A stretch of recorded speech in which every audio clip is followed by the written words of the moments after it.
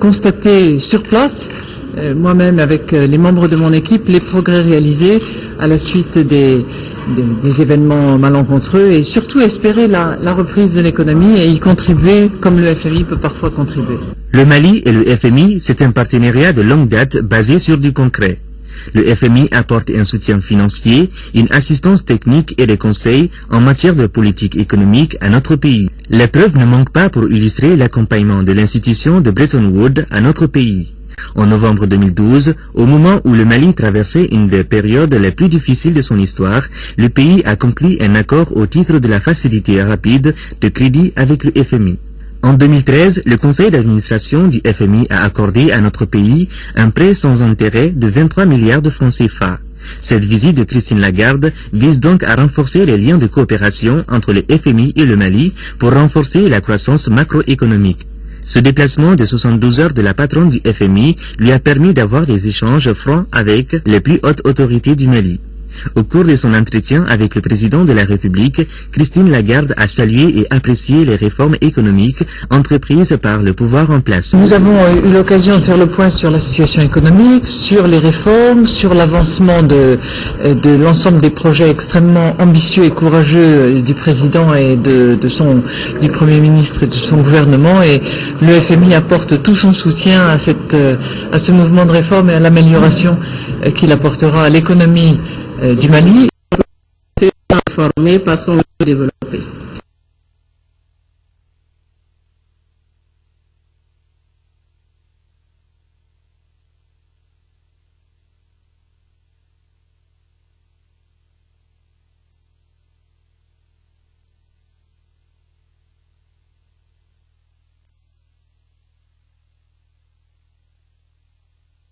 Tamli a salué les efforts de la communauté internationale et du FMI qui ont permis à notre pays d'être sur la voie du redressement économique. Il s'est réjoui de l'accord récent conclu entre le Fonds dans le cadre d'un nouveau programme appuyé par la facilité élargie de crédit. Christine Lagarde a pour sa part rassuré le chef du gouvernement du soutien de son institution au Mali pour la mise en œuvre de ce programme. Le moment fort de cette visite de la patronne du FMI dans notre pays fut son grand oral devant le Conseil économique, social et culturel. Dans la posture de maître de conférence, Christine Lagarde a fait étalage de ses connaissances en finance. Cette rencontre historique dans la vie de cette institution a enregistré la présence de plusieurs personnalités. Et quoi de plus normal pour le président du Conseil économique, social et culturel de rendre un vibrant hommage au FMI à travers sa directrice générale. Il s'agit par cette initiative de trouver les voies et moyens pour faciliter le vivre ensemble entre les Maliens, favoriser le climat des affaires tout en donnant espoir aux populations maliennes. Le Mali renouvelle sa foi dans notre volonté et notre capacité de relever tous les défis. Je ne résiste pas au plaisir de vous dire qu'à présent, le Mali est revenu, rétabli dans son intégrité territoriale, sa légitimité démocratique et sa légalité constitutionnelle. L'avocate d'affaires a salué les progrès accomplis par le Mali après la grave crise qui l'a fortement secoué. Et Christine Lagarde d'évoquer les moyens dont le Mali a besoin pour bâtir une économie forte et plus solide. L'enjeu consiste donc aujourd'hui à renforcer les fondamentaux économiques pour accélérer la croissance, la création d'emplois et à faire reculer de manière encore plus sensible la pauvreté en veillant à ce que les bénéfices de la croissance soient mieux partagés. Cela passera par quoi? Évidemment, par des investissements importants dans le domaine des infrastructures. Mais cela nécessitera également des investissements importants, inscrits dans la durée, dans le domaine de l'éducation et dans le domaine de la santé. Pour la patronne, le Mali dispose d'énormes potentialités inexploitées, ce qui l'amène à dire qu'il faut libérer le potentiel de croissance économique. Bien, il faudra donner aux jeunes Maliens l'éducation, l'éducation, l'éducation, afin qu'ils puissent accéder à la fois aux métiers qui seront disponibles, qu'ils puissent réaliser les besoins qui sont les leurs et surtout qu'ils puissent réaliser le potentiel dont ils disposent. Ancienne ministre de l'économie et des finances de la France, Christine Lagarde est aussi revenue sur le concept des 3 P dont elle est l'initiatrice. Entendez par 3 P le partenariat public-privé. Commençons par le premier P. S'agissant de l'investissement dans le secteur public, pour ménager la marge budgétaire qui permettra de financer le surcroît des dépenses publiques, il faut agir de notre point de vue sur deux fronts. Premièrement, il faut impérativement mobiliser davantage de recettes. Il faut que l'État dispose de revenus. Et deuxièmement, avec ces revenus disponibles, il faut évidemment dépenser mieux. Qu'en est-il du second P? Le secteur privé, il a un rôle majeur à jouer dans la mise en valeur du potentiel du Mali. Mais il faut créer les conditions propices pour que l'initiative privée devienne le moteur de la croissance, ce qui signifie, et nous revenons à ce lien étroit, indissociable entre secteur privé et secteur public, améliorer le climat des affaires.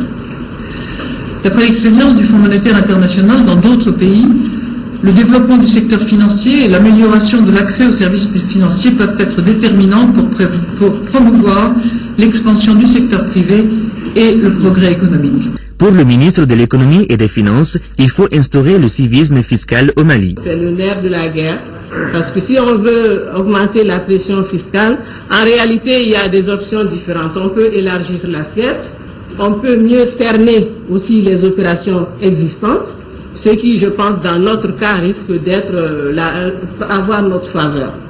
Dans la mesure où nous pensons qu'il y a différents dispositifs que nous devons mettre en place pour pouvoir justifier que chacun paye l'impôt qu'il doit.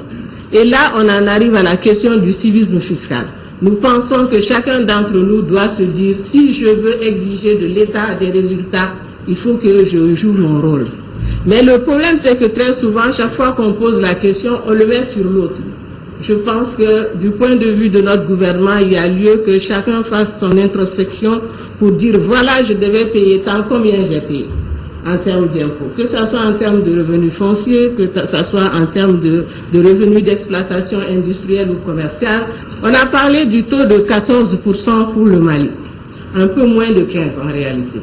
Il se trouve qu'au niveau de l'Union monétaire ouest-africaine, on s'est accordé à fixer un niveau de prélèvement moyen qui est notre cible sous-régionale. Ce niveau est à 17%. Nous peinons à l'atteindre. Nous comprenons, l'économie est diverse et peut-être que nous devons trouver des moyens différents, plus élaborés pour cerner l'assiette. La question des arriérés intérieurs, en réalité, je pense qu'il y a 3 ou 4 ans, on n'en parlait pratiquement plus. Il se trouve que ces 3 dernières années, avec la régulation budgétaire, des engagements ont été faits, mais avant que les transactions n'aboutissent, les budgets ont été réduits. Donc finalement, les opérateurs se sont retrouvés non payés. Et ce qui s'est passé, c'est que sur 2013, il y a eu un effort énorme qui a abouti à donner plus de 20 milliards pour compenser un peu. Et c'est là-dessus que nous avons dit, en accord avec nos partenaires, qu'il y a lieu d'abord de faire l'audit des arriérés à partir de 2013 et de voir exactement ce que l'État doit à chacun. Autre question non moins importante qui suscite beaucoup de discussions, c'est bien celle relative au compte unique du Trésor. Nous-mêmes, on est conscients que quelque part, il se pourrait peut-être que ça comporte des risques. Mais nous disons aussi, est-il raisonnable que dans un pays, il y ait des établissements publics qui brassent des deniers publics de l'ordre de dizaines de milliards de francs CFA et que l'État n'en sait rien du tout, qu'ils passent là où ils veulent, le produit de ces placements, personne ne sait ce qui leur advient, alors que quand ils sont en difficulté, l'État doit les subventionner, même en dehors de périodes difficiles, il est prévu des subventions de l'État pour leur permettre de fonctionner. Nous disons qu'il est important que l'État ait quand même un droit de regard là-dessus. C'est vrai, lui qui était le concours des banques commercial, on n'aurait pas tenu pendant l'embargo qu'il y a eu sur le pays. Ça c'est clair. Et c'est pour ça que nous avons dit, nous allons au compte unique. C'est un engagement des gouvernements précédents et nous en prenons acte parce que l'État est une continuité. Nous mettrons la forme pour bien la mettre en œuvre pour que nos concitoyens ne soient pas lésés. L'objectif, c'est la transparence que nous recherchons. Que l'ensemble des ressources budgétaires soient traçables. Que le budget soit exhaustif et que l'exécution se fasse dans la transparence. Des échanges somme toute intéressants qui méritent d'être multipliés au grand bonheur des économies des pays en voie de développement. D'où cet appel du président du Conseil économique, social et culturel. La première serait de vous demander de bien vouloir revenir nous voir dans quelques mois lorsque le Mali nouveau aura repris son envol et mesuré avec nous ce que le génie de son peuple travailleur et courageux aura produit. La seconde serait de bien vouloir trouver ici notre différente gratitude pour avoir avec notre gouvernement accepté la tenue de la présente rencontre au Conseil économique, social et culturel. L'agenda de la directrice générale du FMI était très chargé. Au cours de son séjour, elle a visité les réalisations de la coopérative des femmes de Samanko à environ une trentaine de kilomètres de Bamako. Cette coopérative maraîchère est financée par le Royaume de Belgique et le gouvernement du Mali. Ce sont 100 millions de francs CFA qui sont investis ici. 220 producteurs font le maraîchage sur 100 hectares. Le visiteur est tout simplement impressionné par le travail abattu par ces femmes. Je suis très impressionné par l'exploitation, je suis impressionné par la coopérative. Je suis très satisfaite de voir que c'est un site qui emploie à la fois des hommes et des femmes.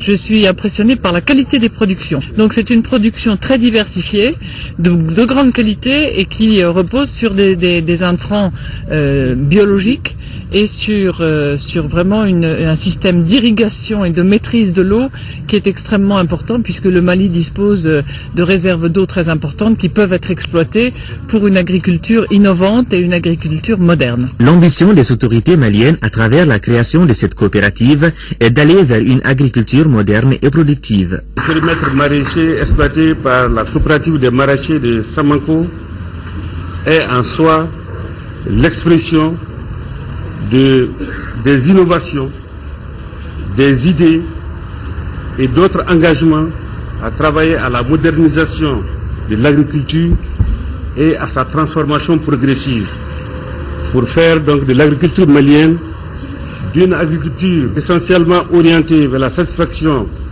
donc des besoins alimentaires des Maliens vers une agriculture moderne capable non seulement de satisfaire l'autosuffisance alimentaire et nutritionnelle, d'augmenter les revenus des producteurs et d'améliorer donc les conditions de vie et de peser substantiellement dans l'économie du pays. L'éducation est aussi un secteur auquel le FMI accorde une attention particulière.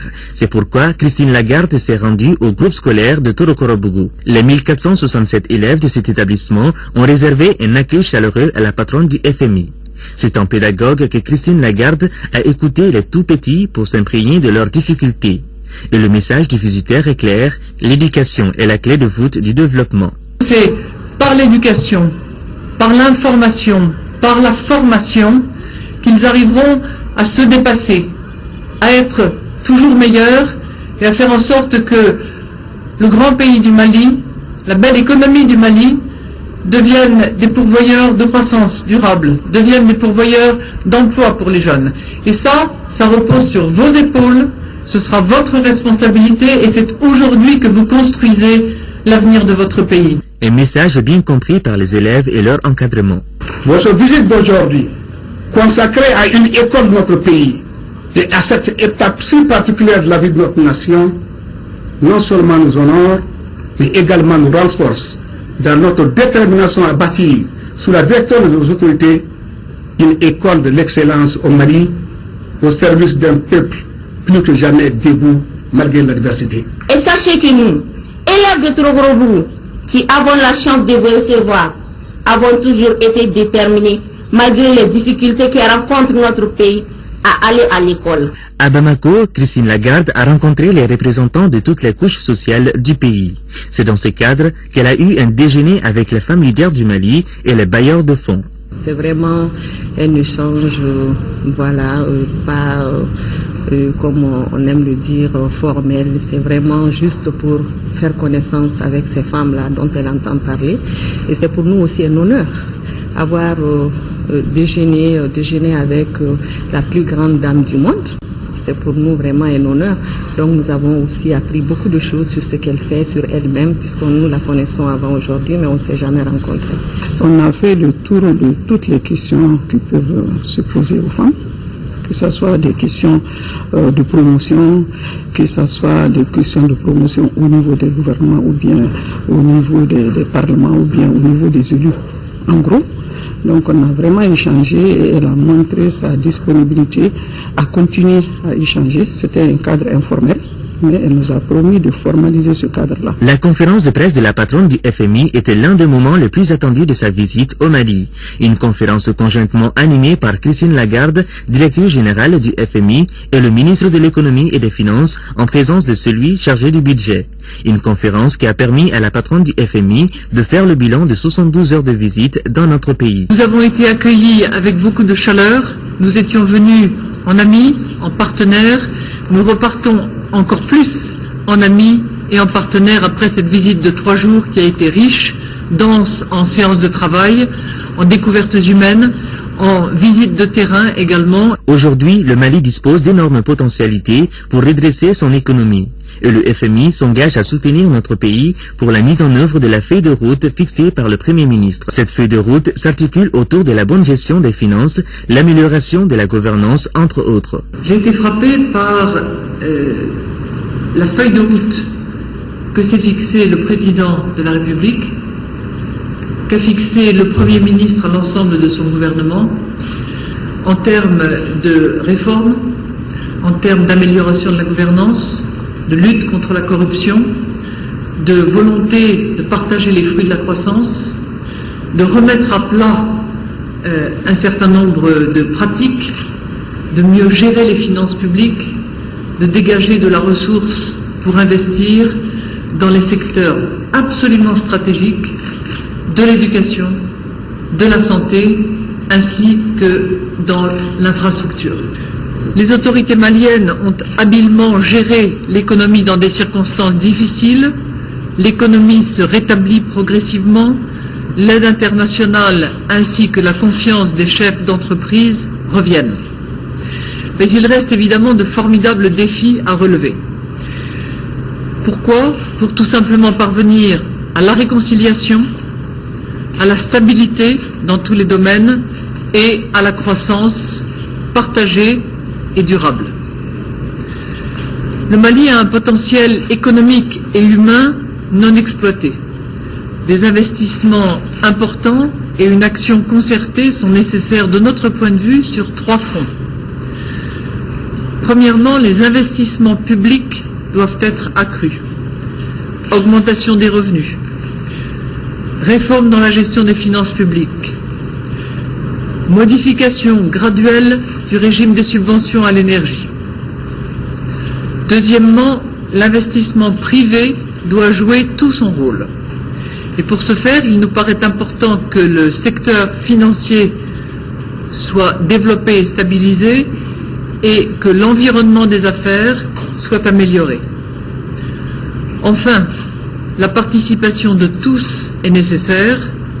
La croissance doit être partagée entre les secteurs, entre les zones géographiques et entre les 2 sexes. Le FMI a été, est et restera un partenaire résolu du développement de l'économie du Mali. Les discussions et autres échanges que la directrice générale du FMI a eus avec les autorités lui ont permis de tirer la conclusion selon laquelle le Mali a besoin d'un espace budgétaire pour réaliser des investissements. Le Mali veut et peut reprendre un chemin de croissance et veut le faire dans des conditions différentes, dans des conditions assainies, dans des conditions de partage des fruits de la croissance. Je pense que ce pays et cette économie en prennent la route. C'est la même chose. C'est de se redresser et de remonter la pente pour dégager des résultats. Ce qui pose une fois de plus la question du civisme fiscal selon les ministres de l'économie et des finances. Le civisme fiscal doit être au cœur de l'agenda de chacun d'entre nous. Nous pensons qu'en tant que citoyens d'un pays comme le Mali, on doit avoir le souci d'être aussi de bons citoyens, d'être des modèles en termes de comportement. Mais il est naturel aussi que l'être humain en fasse des suggestions telles que l'impôt, les taxes, très souvent il y a quelques petites réticences. Mais disons-nous que chaque fois qu'on refuse de payer nos impôts, nous privons un enfant dont les parents n'ont pas les moyens d'aller à l'école ou de se faire payer les soins de santé les plus élémentaires. Avec les retours des partenaires techniques et financiers et la confiance dont bénéficie le Mali, les perspectives de 2014 s'annoncent bonnes. En 2014, nous espérons des perspectives de l'ordre de 6,6%. Il est important de noter que la croissance économique au Mali est fortement tributaire du secteur agricole, qui est également tributaire de la vulnérabilité climatique.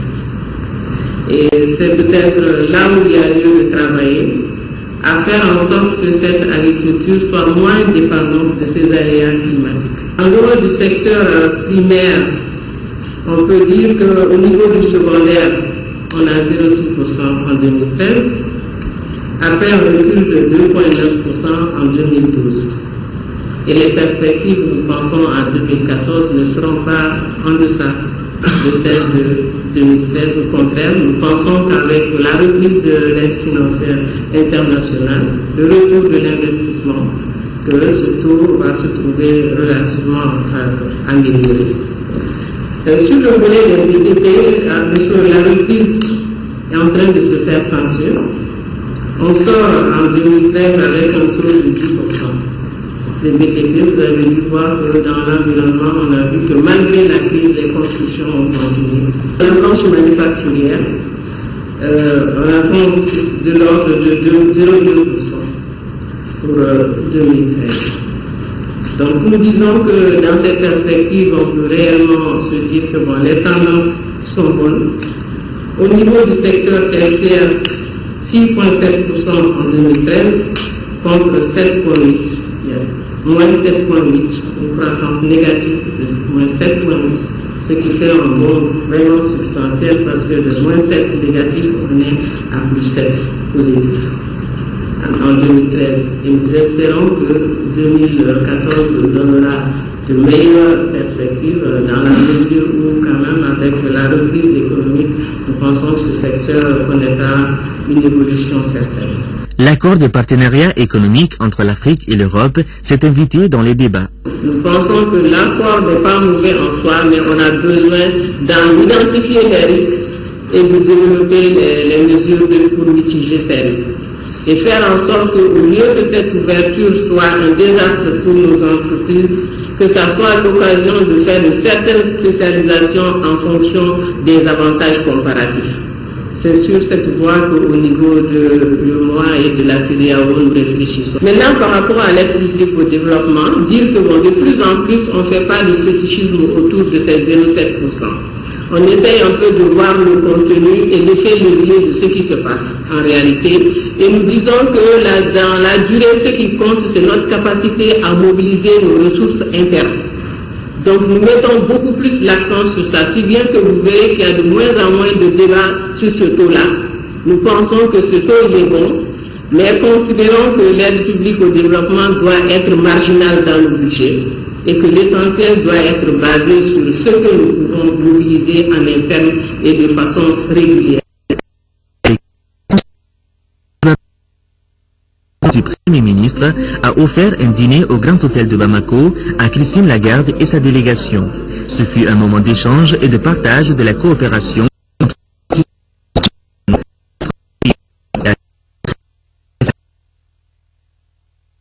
Elle a reçu des mains du ministre de l'économie et des finances des symboles de la culture malienne. Boiré Félicie Soko en a aussi reçu de la part de son hôte. En tout cas, cette visite de la directrice du FMI prouve à suffisance que le Mali retrouve sa place dans le concert des nations et de la plus belle manière à travers les autorités légitimes portées à la tête du pays. 53e fête de l'anniversaire de l'armée malienne, sous la présidence de son Excellence, M. Ibrahim Boubacar Keïta, chef suprême des armées. Les festivités du 20 janvier 2014 sont placées sous le signe de la force et de la cohésion retrouvée. À partir de 9h au boulevard de l'Indépendance de Bamako, défilé militaire, 12h à Sébenikoro, lancement des logements sociaux, 16h à la place d'armes de Kati, inauguration de la stèle monument aux morts. Aux côtés des forces maliennes vont défiler la force Serval, la MINUSMA, la mission européenne des forces armées et de sécurité de formation. 53e fête anniversaire de l'armée malienne, c'est le 20 janvier 2014 au boulevard de l'Indépendance de Bamako.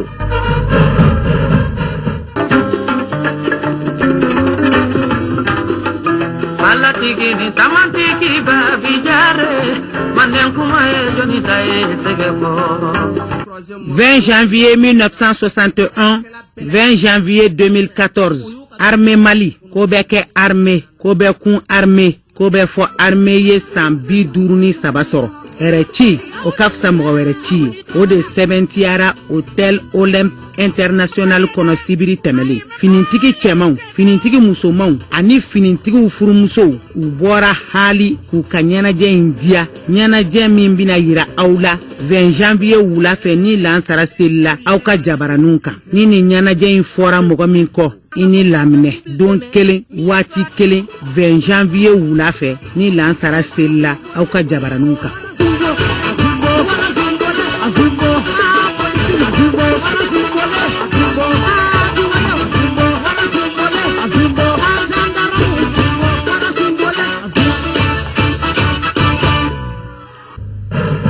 Armée Malika sambidorni sans sama sorli anyine jaw bela jele boro dale do ka ndenen do kono. San 2014 janvier kalot le muga nin kenan num bela jele kuntiya tale do ka di anga jamana nyema mo Ibrahim Boubacar Keita Malik la bolo nyema folo Armée Malika sambidurni sans saba sorli défilé ba u bolo dale do anga force armée oluka défilé tebene ko ka boy force serval ni oyeto abuka kele do nye olubi défilé o tebene ko ka boy munisma kele do fana bi défilé mission européenne o kele do fana bi défilé midi wati ambela jelebi nyu anzora sebeni koro so munu mina joka danga kelebolo tigila mauma o teveni folo bidda lazaratle wati ametla ka nyu anzora katika o feuluka place darmula bunyama segi jado fana bina koromo kare ka nyesanga keledo ma munu tora keledala Armée Malika sambidurni sans saba soroli ngena jew abela jelebi na ke boulevard de l'indépendance la ambe ka boka faranyu anga sokoma dafe 9h.